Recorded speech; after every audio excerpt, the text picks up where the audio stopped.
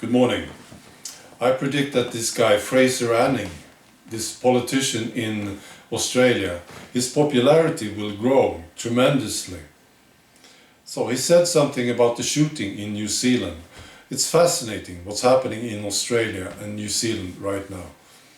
So he's been heavily attacked by the lefties, and he was egged by this 17-year-old boy.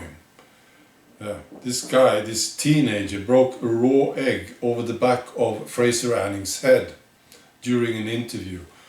And FRASER Anning did what I would do, and anyone basically would do. He turned around and slapped the guy in the face. And then the teenager was tackled to the ground and held in a headlock by 4 supporters of Senator Anning. And FRASER Anning is, of course, heavily attacked because of this, and the teenager is considered a victim. Typical. Left-wing media, the establishment, they are outraged about FRASER Anning, about what he said about the shooting. So I'm just going to read it to you, what he said. "I'm utterly opposed to any form of violence within our community, and I totally condemn the actions of the gunman. However, whilst this kind of violent vigilantism can never be justified, what it highlights is the growing fear within our community, both in Australia and New Zealand, of the increasing Muslim presence.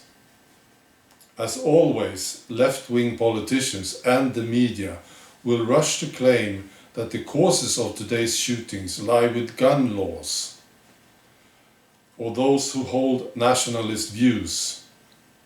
But this is all cliched nonsense.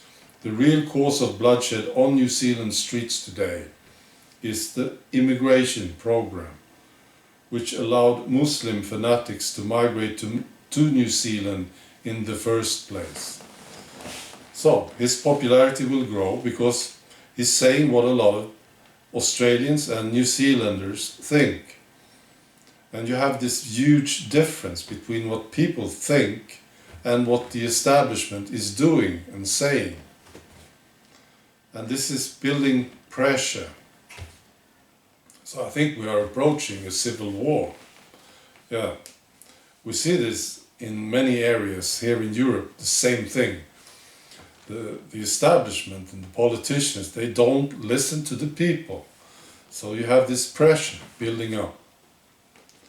And I already told you what I think about this idiot who did this act in New Zealand.